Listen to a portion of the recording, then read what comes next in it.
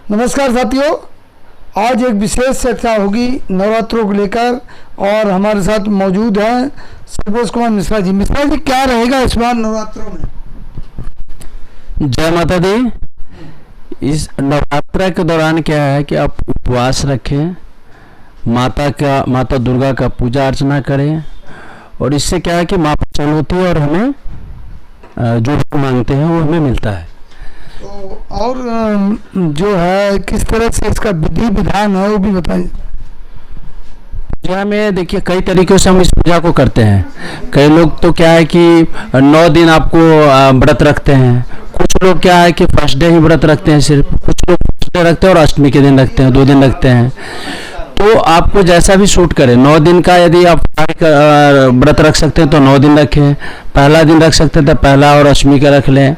अब जैसे आपको ये पर्सन टू पर्सन डिपेंड करता है, ऐसा कोई हार्ड एंड फास्ट रूल नहीं कि इसी तरीके से करना है। कुछ लोग तो ऐसे करते हैं कि दिन को व्रत रखते हैं और रात में फलाहार ले लेते हैं, तो ऐसे करके कर सकते हैं पूजा। इसका विधान क्या है पूजा का? पूजा में क्या है कि आप इसमें एक दुर्गा सप्तशती की बुक होती है जिसमें 7 श्लोक होते हैं। तो उसका बहुत सारे लोग क्या है कि उसको बोलते हैं दुर्गा पाठ। तो पाठ करते हैं प्रतिदिन, मतलब 9 दिन जो होता है पाठ करता है, पूरे बुक के पाठ किया जाता है। उससे पहले इवन कवच, कील, अर्गला, रात्रि सूक्तम, इन सब पढ़ने के बाद क्या है 13 अध्याय में बांटा गया है 700 श्लोकों को। तो पूरा 700 श्लोक पढ़ करके फिर क्या होता है कि प्रतिदिन का पूजा अर्चना करते हैं। इसके बाद ये 9 दिन चलते हैं। जब नवमी के दिन क्या होता है कि हवन करते हैं और इसके बाद कुमारी कन्याओं को खिलाते हैं। 10वीं के दिन आप ब्राह्मण भोजन करा करके फिर अन्न ग्रहण किया जाता है। तो जैसे सुबह जब होता है, दिन की शुरुआत होती है, तो कोई टाइम टेबल है कि कितने टाइम तक पूजा हो जानी चाहिए सुबह? ये तो सुबह जितना सुबह आप कर सकते हैं वो उतना अच्छा रहता है। पूजा जितना सुबह हो जाए उतना ज़्यादा अच्छा। बाकी लोग अपने अपने टाइम के हिसाब से थोड़ा देर से भी करते हैं, लेकिन सुबह हो तो ज़्यादा अच्छा रहता है ना। ज़्यादा फलदायी रहता है, करने वालों को भी अच्छा लगता है सुबह, क्योंकि एनर्जेटिक हम रहते हैं तो वो ज़्यादा अच्छा रहता है। और इसमें क्या पाठ जो हम बता रहे थे आपको, उसमें पूरा पाठ का एक निचोड़ भी है। जिनके पास ज़्यादा टाइम नहीं है तो वो क्या है कि एक पेज का ही है, सिद्धि कुंजिका अष्टोत्तरम जो पूरा पाठ का सार है, तो उनको पढ़ ले। उसके भी अंदर है कि उतना भी टाइम नहीं तो उसके अंदर एक बीज मंत्र होता है जो ओम एम ह्रीं क्लीं चामुंडा, यही विचे ओम ग्लौम हुम क्लीं जुम सा ज्वाले ज्वाले ज्वल ज्वल प्रज्वल प्रज्वल एम ह्रीं क्लीं चामुंडा, यही विचे। तो ये जो मंत्र है ना, इसका भी 108 बार यदि माला जपे, उच्चारण करे तो इससे बहुत इस मंत्र का ये है कि जो दुर्गा माता का जो पाठ है ना, उसका है कि मतलब माँ आप ही सब कुछ हो, आप शक्ति हो, सब कुछ आप ही हैं, है ना। और लास्ट में एक होता है कि हम क्षमा प्रार्थना भी कर लेते हैं कि माँ हमसे न हमें पूजा पाठ आता है, न मंत्र उच्चारण करने आता है ना, न मुझे माला जपने आता है। जो भी मतलब हम जैसे भी श्रद्धा से पूजा की हैं, हमें जो गलती हुआ होगा क्षमा करना, ऐसे करके हम पूजा कर लेते हैं। तो हाँ, 9 दिन पूरा आप करें जिस तरह से भी पूजा। यदि जिनको पाठ वाठ कुछ भी नहीं आता तो बहुत सारे लोग क्या है कि दुर्गा माता का ये चालीसा है उनका कर ले, वो भी नहीं आता तब। लेकिन पूजा 9 दिन सारे हिंदू को करना चाहिए। ये जितने भी हिंदू हैं उनको पूजा जरूर करना चाहिए। अब चाहे जिस तरीके से नहीं कुछ भी टाइम नहीं है तब सुबह क्या है कि स्नान करके अपना 2 अगरबत्ती दिखा के माँ को प्रणाम कर ले। दीपक का क्या विधान है? दीपक जो जलाते हैं उसका भी बताइए। इसमें माता की पूजा में क्या है कि 9 दिन अखंड दीप चलता है। अखंड दीप का मतलब ये होता है कि आप पहला दिन जो पूजा स्टार्ट होता है उस दिन जो दीप जलाया जाता है वो 9 दिन तक दिन रात कंटिन्यू जलता रहना चाहिए। उस बीच में वो दीप का भी बुझाना नहीं चाहिए। उसको अखंड दीप ये आप घी में जला सकते हैं, घी नहीं हो तो तिल के तेल में आप इसको जला सकते हैं। उससे क्या होता है कि निगेटिव एनर्जी जो होते हैं घर में, चाहे जहाँ भी पूजा स्थल कर रहे हैं, वो दूर होते हैं उनसे। एक जौ के बोने का भी विधान है, वो क्या, उसके बारे में बताएंगे? जौ जो होता है उसको हम लोग जंत्री बोलते हैं। वो क्या होता है, जहाँ भी हम पूजा करते हैं पूजा का स्थान पे मिट्टी डाल करके और उस पे जौ हम बोते हैं और बीच में क्या है कलश डालते हैं, है ना। तो वो जौ 9 दिन में आप देखेंगे कि इतना सुंदर, बहुत मतलब बहुत बड़ा 9 दिन में हो जाते हैं। उससे उसका ये है कि मतलब एक पॉजिटिव एनर्जी आते हैं, है ना, पूजा में। और वहाँ का एक माहौल ही मतलब पूजा में हो जाता है। तो इसके लिए जौ भी लगाया जाता है पूजा में, वो भी लगा सकते हैं आप। तो क्या कहेंगे कि मतलब जिस टाइम पूजा करते हैं पॉजिटिव थिंक होनी चाहिए?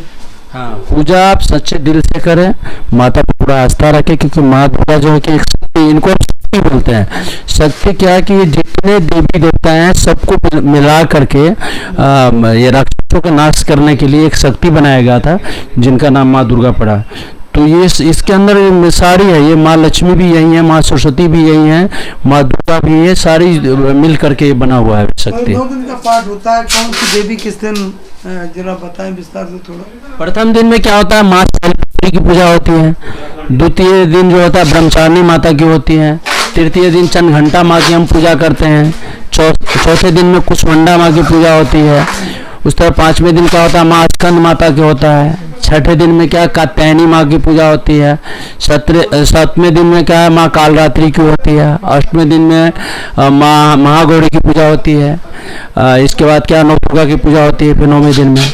ऐसे करके एक इसमें क्या क्या 8वें के दिन की एक निश्चित पूजा होती है, जो पूरा रात हम जगते हैं, और उस दिन हजारों देवी देवताओं की पूजा होती है पूरे रात में, उसको निशा पूजा बोलते हैं। उसमें यदि संभव तो पूरा रात जागना चाहिए, और जग करके पूजा जहाँ भी पंडाल में होता है, घर में होता है, वहाँ देखना चाहिए, करना चाहिए। पूजा तो विधि अलग होती है।